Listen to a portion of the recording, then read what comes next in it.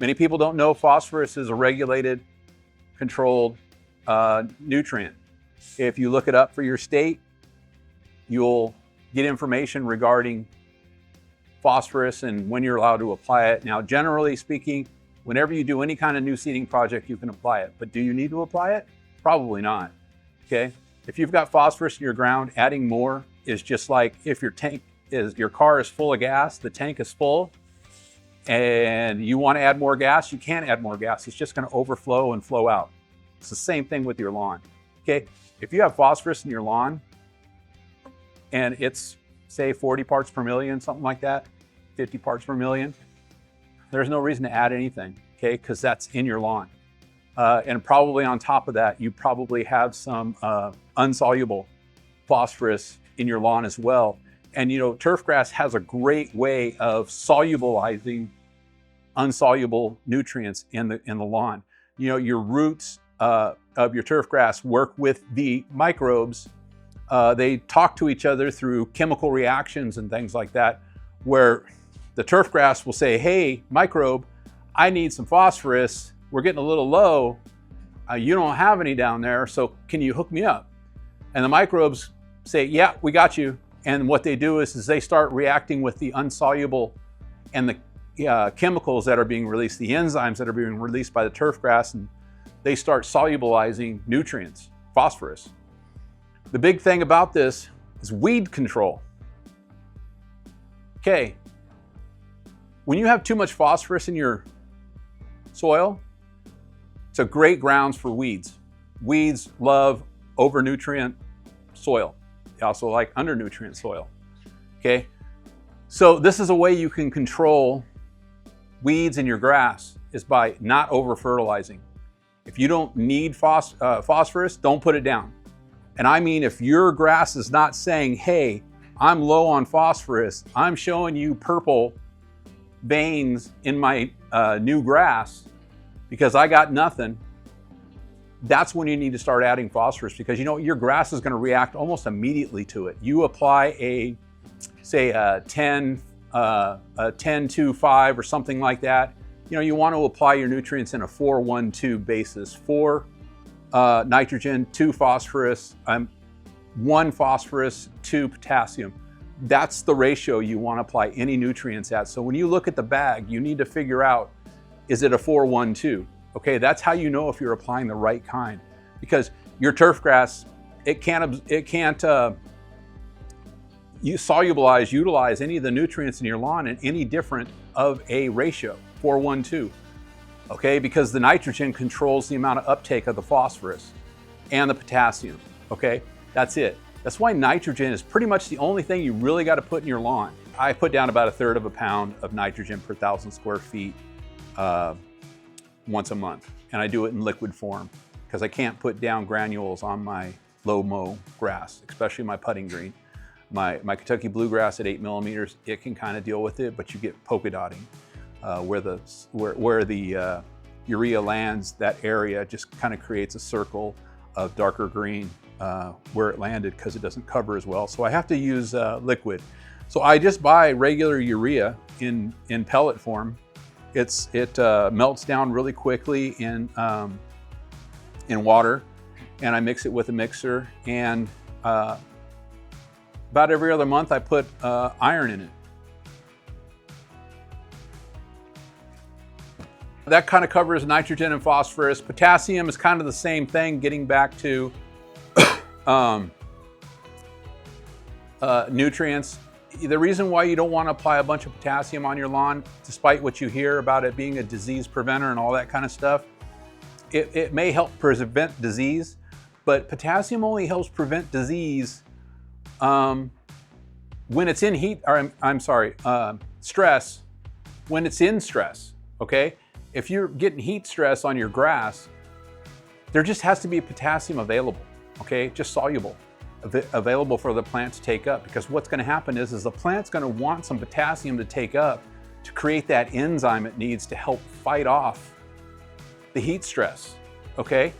By adding potassium, unless you're deficient in potassium, it's doing nothing. It's just, again, you're filling your car up with gas, it's full. Can't put any more gas in it because it's already full. Same thing with your yard. If you've got potassium in your lawn, in your soil, if you add more, you're doing nothing, okay? It's not fixing the problem, okay? Unless you have a deficiency in potassium. And how you're gonna see that is a browning in your yard. And the last point I'm gonna make about nutrients is N, P, and K are all mobile nutrients.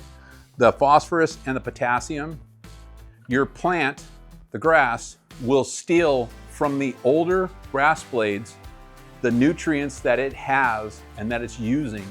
It will take that from them and give it to the new growth. And this is how you can tell if you have a deficiency, okay? If your old growth is starting to brown and your new growth is growing in nice and healthy, that means your new growth is getting the nutrients it needs, but your old growth is losing it, okay? Because your plant is stealing it from it, okay? And like I said, with phosphorus, you're gonna look for purple veining, okay? With potassium, you're gonna look for browning and dying.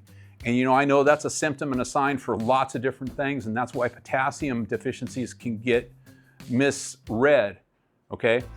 But generally speaking, you will never see a phosphorus or a potassium deficiency because they are naturally occurring in your lawn, okay, from the environment. And every year there's a cycle. And right now we're just coming out of that cycle where your lawn is actually getting nutrients built up in it from all the organic material that's come in your lawn from the fall and the mowing and all that sort of things. You know, when you mow and you don't bag your grass and it's composting back in your yard, you know, that's how you're helping your yard, you know, keep up with those natural processes for phosphorus and potassium to be available in your lawn.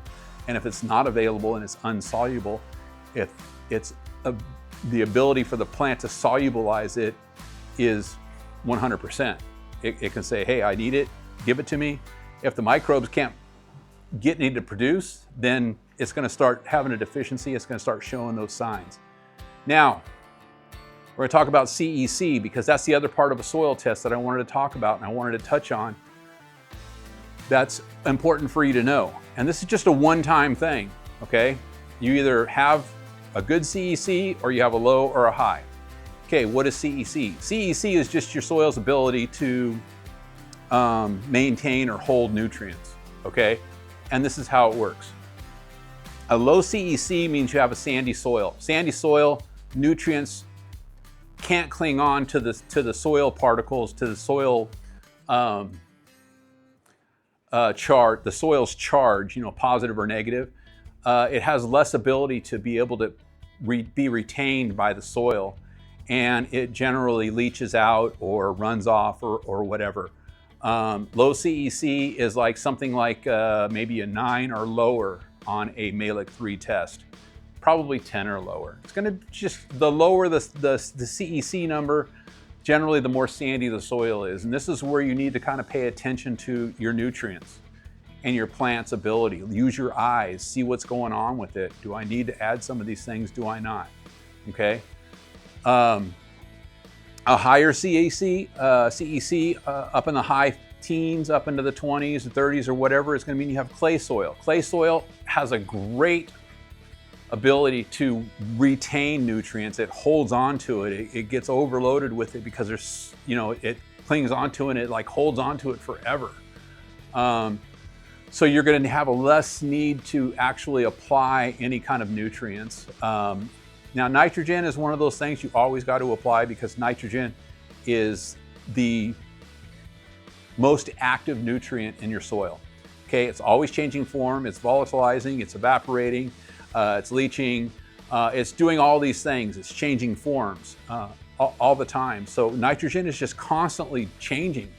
So that's why you need to keep adding it because it changes, it gets absorbed, it gets burned, and it gets burned to help burn the potassium, to use the potassium, to use the phosphorus. So high CEC is going to mean you have a clay soil and you're just going to want to be a little bit easier on the nutrients you're putting in there. Okay, let your plant uptake all that nutrients. I wouldn't add any phosphorus to anything above a 14 or 13 CEC. I wouldn't add any phosphorus or any potassium because you probably don't need it. And you probably never will in your entire life, in the soil's entire life. Probably won't ever need to add that. It's just something that's going to create that problem. I need to back up to potassium because the one thing I didn't tell you about with potassium use and overuse is that the overuse of potassium actually creates an environment to more exposure to disease. If you have a lot of disease problems, okay, and you're adding potassium, potassium just increases that chance for disease, whether it's dollar spot, brown spot, molds, all those sorts of things. I mean, I think it's funny because I do watch a lot of lawn care channels and I don't watch them anymore to learn anything. I watch to learn and see what they're doing wrong and why they're having some of these problems they're having. One guy in particular always has disease problems, but he always adds phosphorus and potassium all the time in wrong ratios at that. If you're applying a 13, 13, 13 or whatever, 17, 17, 17, if you do that more than once a year, way overload, way bad for your lawn. Weeds, disease, period, okay? If you're doing a seeding, you can add it if you want. I have never added any starter fertilizer on any seeding project I've ever done. I have 4 that I just did last year. They all did perfectly fine with no starter fertilizer. But I do use compost in the dirt. Compost is going to help provide that phosphorus and that potassium because it's going to be a naturally occurring through that composting action with the microbes. It's going to make the microbes active, okay?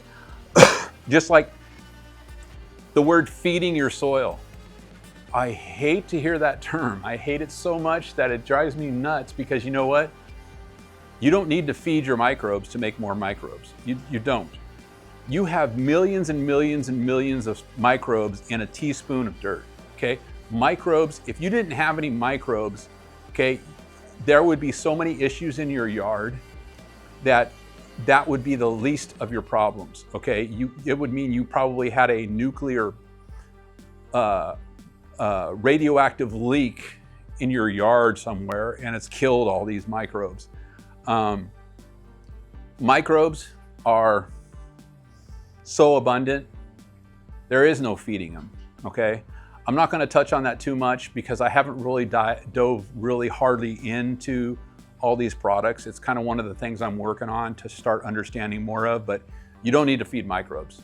Molasses, amino acids, all these sorts of things, a waste of your time and a waste of your money, okay? And that's what a lot of these products are that, people push on you and want you to buy from their store or from their wherever. There's all these guys that have created their own lawn care products and stuff like that, and they're just pushing these products on you because they want you to buy them at a really high rate. I know of a couple of them that are out there. There's one on the East Coast, there's one on the West Coast, there's some in between and in the middle. These guys are all over the place that have created their own. I'm not saying all of them have created bad ones, but if you're buying something that they say that you need to use more than one product and it contains something more than nitrogen, they're probably just trying to sell you something, okay? So those are the things I wanted to touch on with nutrients. I'm on my 4th year now. This will be my 4th season of a nitrogen only nutrient process and iron. I use iron as well. And I use iron really for the green up, but as well for moss. It kills moss. And it's not that I get moss coming in, but it's just something that I use to kind of help, boost killing that moss. One of the reasons why you want to use an iron product with sulfur in it, especially if you have a high pH, okay? If you want to use an iron product, you should only apply a liquid iron product because a granular iron product is generally not going to do any good for your lawn. It's going to oxidize out within a couple of hours, okay? I don't care whether it's chelated, not chelated. I don't care any of that stuff. I don't care what your pH is, all that kind of stuff. Generally speaking, in most cases, when you apply a granular iron product, you're really just absolutely doing nothing for your lawn. Now, when you apply a liquid nitrogen product or iron product, it's going to do immediate response. And it's not immediate response because your plant's reacting to it. It's immediate response because of staining. Okay, you're gonna see a deeper, darker green, but it basically is just through the staining process of iron. Okay, whether it's chelated or not. But the reason why you want sulfur in your iron, especially if you have a higher pH soil, is the sulfur helps reduce the pH at the root tips, where the roots are trying to absorb the iron. And iron basically oxidizes in higher pHs, whether it's chelated or not chelated. You know, it's gonna oxidize, but slowly or quickly, it doesn't matter. But you know, a couple of hours is a couple of hours, half a day, whatever, sometimes maybe a day, okay? But the basic bottom line is when you apply iron on your lawn, if it's not in a liquid form, you're not gonna get any response. Generally speaking, you might see a little bit of a response in a couple of days, but for the most part, if you apply a liquid iron product, you're gonna see the instant green up. I have some videos on my channel regarding the comparison and stuff like that. And this is why you see all these lawn care guys go, oh my God, I put this, you know, great, you know, product down and all this kind of stuff. And it's, you know, whatever, you know, it's got nitrogen, phosphorus, and potassium. And they lead you to believe that because of this product, it's doing this because of this. And generally speaking, when you get a green up out of your lawn, there's only 4 nutrients that cause that green up: nitrogen, iron, manganese, and sulfur. Those are the only things that are gonna green up your lawn, okay? Everything else is a total, you know, misleading information, okay? Again, it doesn't matter what kind of nitrogen you use on your lawn, it's gonna green your lawn up, it's gonna make your lawn grow. Ammonium sulfate, urea, liquid, non-liquid, doesn't matter. Any kind of nitrogen product you put on your lawn is going to green your lawn up. So this guy's nitrogen is not any better than this guy's nitrogen, or this guy's nitrogen, or that guy's nitrogen. Nitrogen is nitrogen, okay? So as long as you know what you're putting down and how much you're putting down of it, there's a reason why ammonium sulfate is 2100 and urea is 4600, okay? Ammonium sulfate has less iron in it per pound. It has 21% nitrogen per pound. Urea has 46% nitrogen per pound. And all that means is that helps you calculate how many pounds you're putting in per 1,000 square feet. So if you use a pound of urea nitrogen at 4600 on 1,000 square feet, you're only putting in 46% nitrogen, okay? Half a pound of nitrogen, okay? So that's why that's a easy number to, good number to know. It's an easy number to work with. Basically, for every pound of urea per 1,000 square feet, you're putting down a half a pound of nitrogen, okay? With ammonium sulfate, you're putting down 20% or a fifth of a pound of nitrogen per 1,000 square feet, okay? I hope those numbers help you and help you understand. Again, it doesn't matter what nitrogen product you're using. I repeat, it doesn't matter. I don't care if this guy tells you he's using Stay Green, this guy tells you he's using, you know, Joe Schmoes. This guy's using this lawn care guy, this guy's using this lawn care guy. It doesn't matter. Nitrogen is nitrogen is nitrogen, okay? It only matters how many pounds you're putting on, okay? If you put on a pound per 1,000 square feet of ammonium sulfate, you are not gonna get the same results if you put a pound of, and I'm talking actual, a weighed out amount of urea. If you put an actual pound in your spreader of urea, you're gonna get more green up out of that than if you put a pound of ammonium sulfate in your spreader and spread it over 1,000 square feet. Reason why? They are not equal.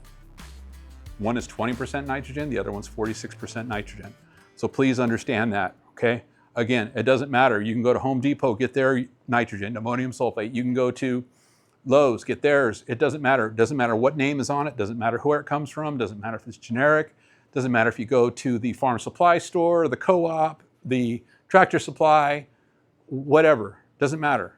Okay, nitrogen is nitrogen. Okay, if it's 2100, it's 21%. If it's 4600, it's 46%. If it's 3100, it's 31%. Okay, Those are the numbers you need to know and you need to understand. And how you apply it is how your grass is going to react to it. Okay?